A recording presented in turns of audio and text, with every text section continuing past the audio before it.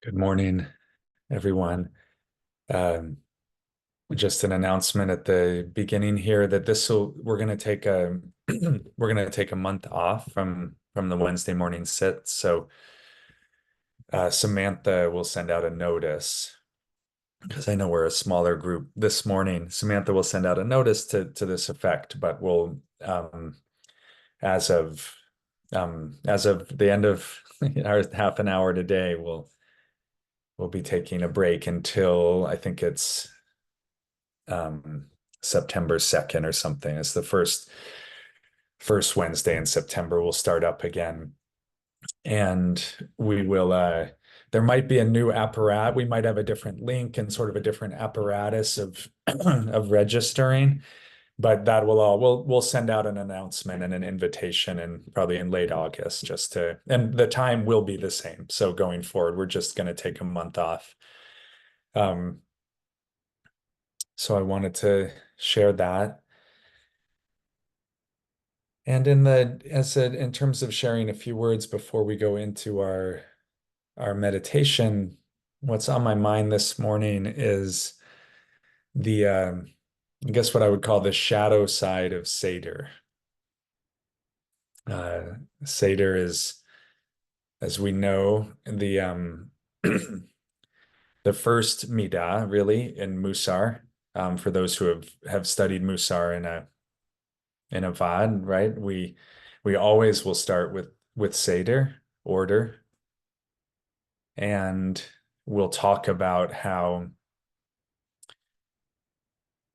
becoming conscious of Seder, as we always say at CCM, how does our relationship to Seder help make us more awake to the needs of the other? So sometimes we need a little more Seder, a little more order. Sometimes we need a little less order. Many Musar students say it begins and ends with Seder. It's sort of a bottomless well in terms of the work that we can do with this midah. At its most fundamental, we talk about Seder as rearranging our sock drawer, and that somehow, you know, it something feels good about that, and in some very small way, it has an impact on those who we interact with going forward. Or we talk about how our mess might be impacting someone we live with. Or we look at our calendar, like that way of ordering things, and we think about how does our calendar reflect our values in terms of who we are making time for or what we're making time for. So really fundamental, wonderful stuff. Um, and then sometimes when we talk about the shadow side of Seder, right? Because it's not always the more Seder, the better. It's not always the more, the better of whatever midah we're working on. Sometimes we're so overscheduled that that we don't have room to be interrupted, or it can feel like we don't have room, or that others around us, we might feel great about our Seder, but others around us feel like we're sort of hermetically sealed in our Seder, and there's not opportunity, there's not room for them, you know. So that's how we often talk about the shadow side of Seder. But I guess I want to take that a little further. Um, I think there's a sense that uh, I'm thinking about the reality of how all of us calendar, and how, that in and of itself, it's a lovely thing, the sway that our calendar has on our life, and the way that particularly with Zoom, right? For many of us, we can literally end an appointment at 1:29 and start a new one at 1:30. We really it's the calendar in terms of sacred texts, our own week at a glance, or whatever we use. I know that's an antiquated. I mean, I still have my week at a glance. I still need it in like real form. I know many people, it's just digital now. Um, it's in a way, it's the sacred text that most informs our life, if we're honest. Like what's the text that we open that has the most sway over our day? So I've been thinking about this and I think it's easy to sort of say, well, it's better to be more unscheduled, or it's sort of easy to see how there's how that can point to like a kind of management that kind of come with what comes with that sense of managing our time is a sense that we're in control of our time. Like we can sort of start to see how it these would be, if not shadow sides of Seder, challenging, challenging components of it. I'm going to put a quote in the text right now. It's by Martin Buber, and I'll just, it'll be there so I'll read it, but I have occasionally described my standpoint to my friends as the narrow ridge. Not narrow bridge here. We're sort of used to that in Jewish terms, but the narrow ridge. I wanted by this term to express that I did not rest on the broad upland of a system that includes a series of sure statements about the absolute, but on a narrow rocky ridge between the gulfs where there is no sureness of expressible knowledge, but except for the certainty of meeting what remains undisclosed. So I think let's just to take this apart or read it again, really. So this standpoint or this sort of way of operating that Buber describes as the narrow ridge. And by this, he means that as I take this statement, he doesn't want to rest on a system that includes a series of sure sort of statements of belief about how life is. Um, Sometimes I think, right, any of these spiritual technologies, like Mussar included, right? We come across a spiritual or path or an organizing principle that speaks to us, and oftentimes we make a system out of it, which isn't bad in itself. But we start operating with a vocabulary and we start having a whole series of things that can feel, at least the way we speak about it, as absolute. So one challenge for me with Mussar always is how can Mussar resist becoming a system? Now, I think in some ways it's wonderful to have something really, it's a tradition, right? It has these roots, it has these branches.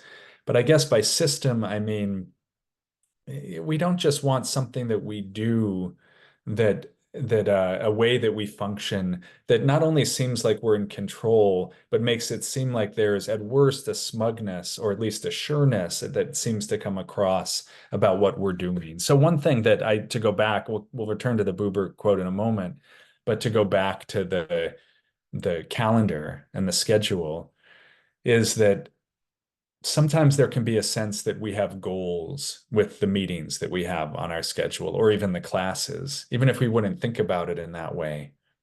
And it's not that having a goal is a negative thing, but I think if we're not careful, right, and this isn't about Mussar as much as just the calendrical, we say, okay, I have, this from 1 to 2.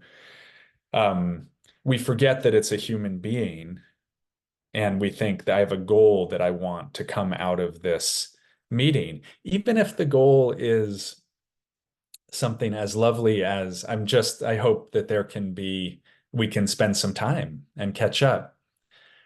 I've been experimenting recently with really trying to go into meetings or encounters or things on my calendar, professional or personal, and really trying to see how can I do this in a way where I really have no goal, not even to connect to this person, not even to where I just can go in with a openness to what might unfold in this time, a way of, and to me, that's an experiment in what Buber's talking about here in terms of, okay, how do we live on this narrow ridge where there's no sureness, but, and this is the one thing that I guess Buber would name as being sure, the certainty of meeting what remains undisclosed. The certainty of meeting what remains undisclosed. That is what we're ceaselessly going to be experiencing, mostly in the form of the other person or the experiences that happen in the course of our day and our week, our life. So I'm really interested in this idea of living on the narrow ridge.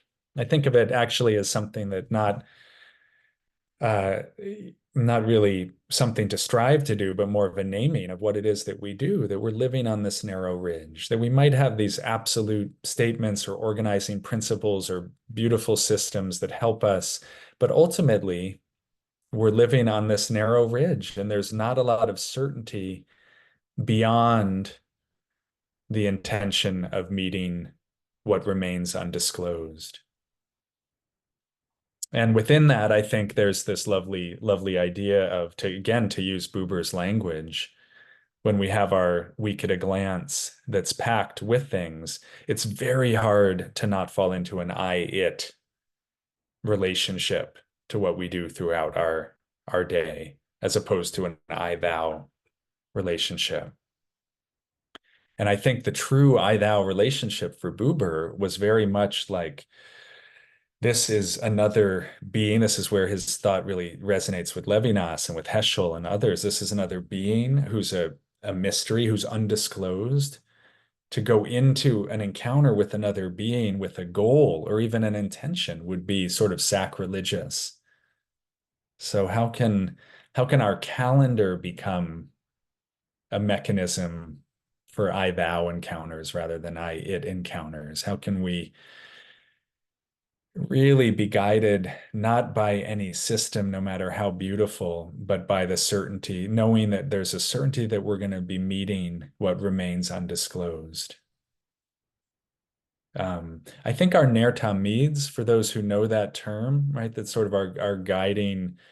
It's they can change, literally means eternal light or ongoing, Um, but the way we use it in Mussar is that everyone chooses a Ner Tamid, which is sort of a working mantra in a sense for us that helps us sort of be in a semi-permeable state. And that's one way of talking about it. So I think that's what Buber's talking about is a way of reminding ourselves, not of a system, not of something absolute, but helping a kind of a statement that brings us, that reminds us of a semi-permeable reality that's more conducive to an I thou rather than an I it encounter. One thing that we're doing at CCM is we have these mission and vision statements that we developed like 2 years, a year and a half, 2 years ago. And like most organizations, you do all this work and you pay a consultant and you have a mission statement and a vision statement by the end of it. And then you never look at them again, right? You don't even know what they are. So we're really trying now to put those mission and vision statements on the top of every email that we send, as the top, as like a way of reminding ourselves at its best, a mission or vision statement. This is the tension, right? Because it's not a bad thing to set a goal, but at its best, a mission and vision statement kind of guides us into, it's like a collective Ner Tamid. It brings us into a place of readiness or availability, you know? At its worst, it kind of narrows the focus and we feel like we have to be very efficient, ruthlessly efficient in order to meet whatever goal, we're putting across. I think in some ways, if we're thinking about this deeper level of Seder, right?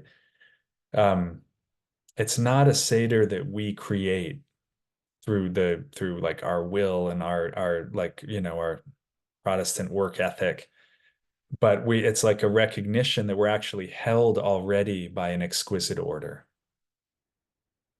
that we may be seeing glimpses, this being a human being, which is both the hardest thing in the world and maybe the most beautiful thing in the world to learn how to be, to how do we find our place within it.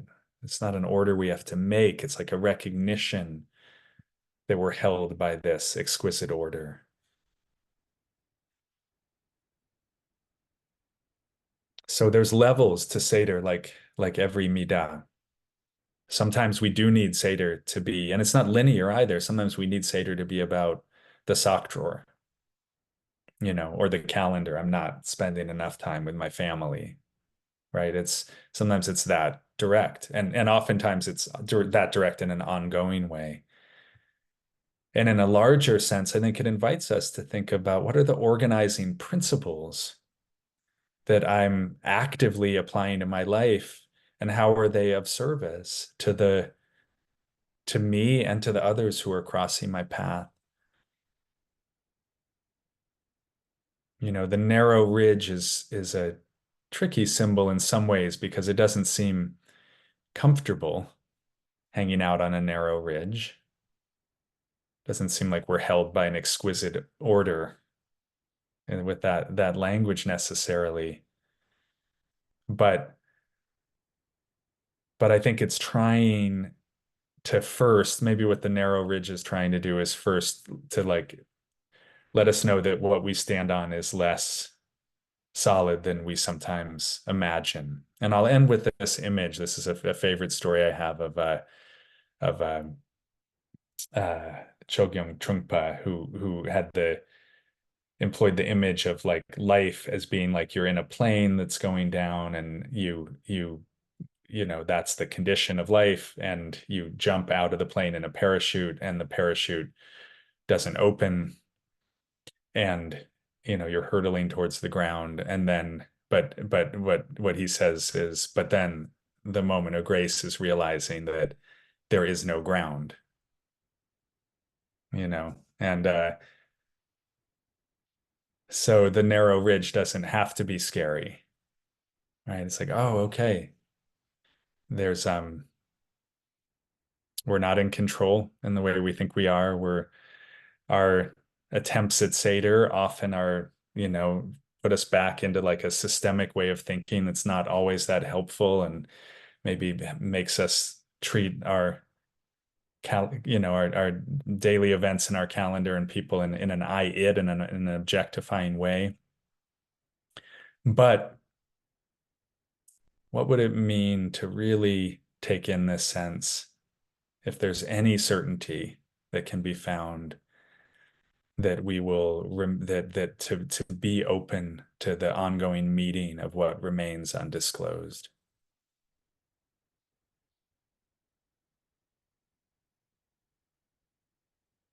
We think we read our own story very much just in the pshat level. This is who I am, the literal level. This is who I think I am. We read the other's story very much in the pshat level. This is who the other is.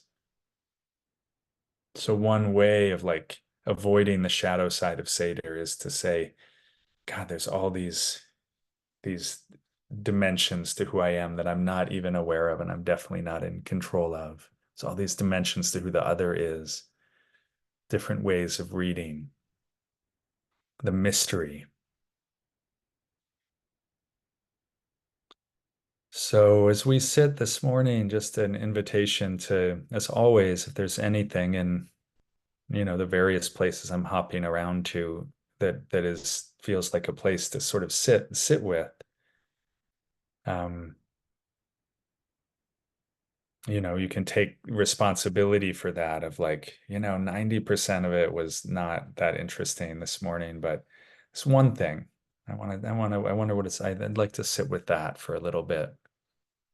So if there's something in there that feels like it could be helpful, of course, we can just sit, which is, and of course, this is like the great paradox. We make time, we have Seder, we make time to come and meditate,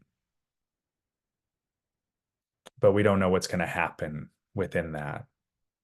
There's a surrender of Seder that's only made possible by a initial Seder saying, I'm going to sit now. So let's sit and not know what's going to happen.